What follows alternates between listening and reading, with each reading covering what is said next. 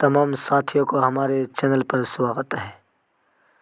CTET के छात्र जो बहुत इंतज़ार कर रहे थे, अब ऐसा लगता है कि उसका इंतज़ार ख़त्म हो जाएगा। अब सीटेट का नोटिफिकेशन आज ही रात 9 बजे तक निकल जाएगा, इसलिए आप तैयारी करते रहें।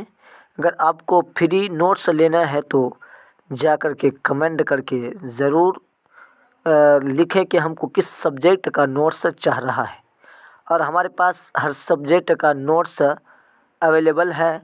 आपको हर सब्जेक्ट का नोट्स फ्री में दे दिया जाएगा।